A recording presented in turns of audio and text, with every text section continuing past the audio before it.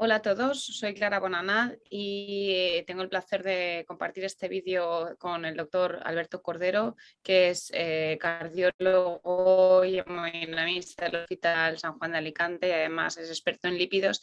Y queremos hablar un poco de más allá del riesgo residual lipídico. No todo es el LDL.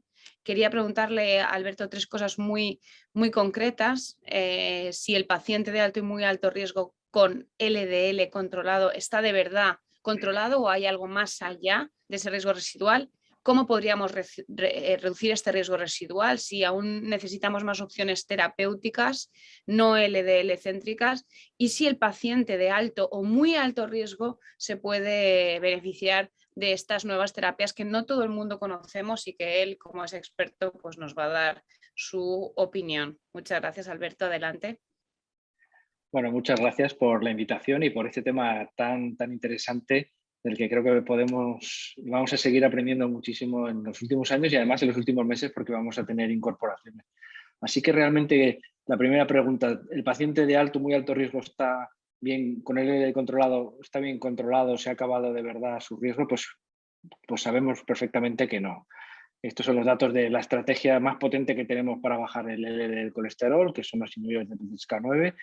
Como veis, los datos del Fourier y del Odyssey Outcomes, con fármacos que bajan el LDL tanto como a 30, fijaros cómo se reducen de una forma importante las complicaciones cardiovasculares en un 15%, que es una reducción significativa e importante, pero fijaros cómo las curvas rojas, no son cero. Los pacientes siguen teniendo eventos y además bastantes eventos. Sus estudios incluyeron pacientes de alto riesgo cardiovascular, el Odyssey pacientes con infarto más reciente y el Fourier con pacientes que encajan más en el perfil de síndrome coronario crónico o un infarto no tan reciente. Y fijaros cómo los pacientes tienen bastantes eventos a pesar de esta estrategia combinada de un fármaco muy potente como es un inhibidor de PCSK9 con estatinas, que es de lo que tenemos más evidencia. Y de hecho las guías nos dicen que esta es la recomendación 1A en el tratamiento combinado de los lípidos y aún así muchos pacientes se nos escapan. Y entonces, ¿por qué o cómo podríamos mejorar esto? Pues fijaros cómo realmente el riesgo residual no sabemos muy bien cómo medirlo o cómo podemos modificarlo, pero sabemos que hay muchos agentes más allá del LDL que modifican la incidencia de complicaciones cardiovasculares y que hoy por hoy no controlamos bien.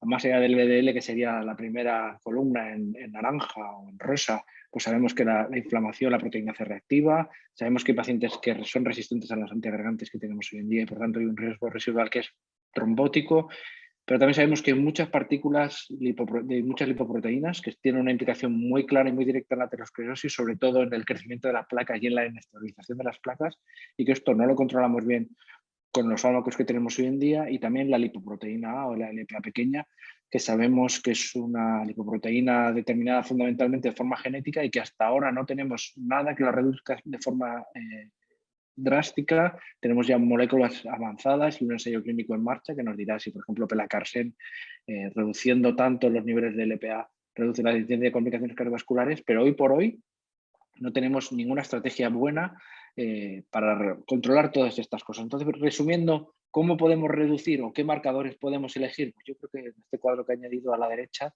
se resume un poco los triglicéridos, el HDL colesterol, o sea, bien, los fármacos que tenemos hasta ahora que suben el HDL colesterol o que modifican el HDL colesterol no han demostrado que modifican el pronóstico cardiovascular, por eso no tenemos ninguna recomendación más allá que el estilo de vida.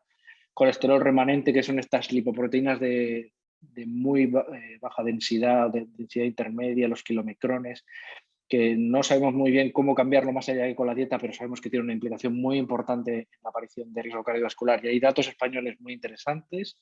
Luego algunos cocientes de las lipoproteínas que nos dan mucha información del tamaño de las lipoproteínas y de su capacidad aterogénica, como es el cociente triglicéridos HDL o el índice de triglicéridos y glucosa. La proteína C reactiva, que es un marcador clarísimo e independiente de inflamación, sabemos que se reduce con las estatinas, pero no tenemos hoy por hoy ninguna estrategia directa para controlar la inflamación, y las líneas de investigación que parecían más avanzadas, como sabéis, no se van a llegar a la práctica clínica. Y como he dicho antes, por la LPA pequeña, que va a ser una de las cosas que más investigación vamos a tener en los próximos años, y hay un gran ensayo clínico con pelacarsen y veremos qué resultados nos aporta. Y realmente lo más reciente que vamos a tener, la incorporación más inminente de una terapia que no sea LL céntrica, va a ser el ácido isopentanoico, que es lo que se utilizó en el Reducit, que es un éster etílico altamente purificado. No es un omega como los que tenemos hasta ahora y es muy diferente de los omega 3 que se aportan en la dieta. Son unos omega 3 purificados con unas dosis en las formulaciones que vamos a tener que son muy altas, 4 miligramos al día. Y fijaros cómo son un fármaco que reduce muy poco el LDL, que reduce los triglicéridos, pero tampoco mucho. Y esto se testó, como sabéis, en un estudio, el Reducit, de pacientes de alto riesgo cardiovascular. El 70% eran prevención secundaria, pero un 25% eran en prevención primaria, pero pacientes de alto riesgo, casi todos eran diabéticos o con factores de riesgo cardiovascular.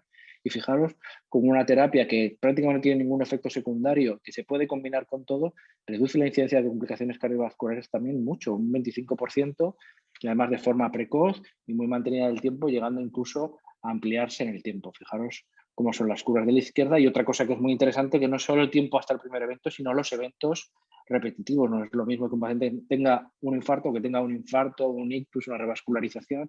Y esto es una visión mucho más real de la enfermedad cardiovascular a largo plazo, que esto lo tenemos clarísimo en la insuficiencia cardíaca, pero lo tenemos que aplicar en todos los ámbitos de la enfermedad cardiovascular. Fijaros cómo una terapia que tiene muy pocos efectos secundarios se asocia a una reducción de todas las complicaciones cardiovasculares totales en el tiempo, en un tiempo también relativamente corto, entre 4 y 5 años. Así que yo creo que esto va a ser una gran aportación. Es una estrategia que vamos a tener disponible probablemente en los próximos meses ya en España. Tiene unas indicaciones muy diferentes hoy aprobadas por la FDA, pero yo creo que a corto plazo lo vamos a tener disponible en España y será una nueva estrategia muy interesante para los pacientes de alto riesgo cardiovascular, que como veis no está centrado en el LDL y por tanto se puede combinar con todas las estrategias que reducen el LDL, de las que tenemos tantísima evidencia, y esto podría venir a ayudar y reducir todavía más las complicaciones cardiovasculares de estos pacientes de alto y muy alto riesgo cardiovascular. Muchas gracias, Alberto, por compartir tu experiencia y por darnos algunos mensajes claves más allá del LDL que nos ayudarán en futuros años a mejorar el riesgo residual de nuestros pacientes. Un saludo.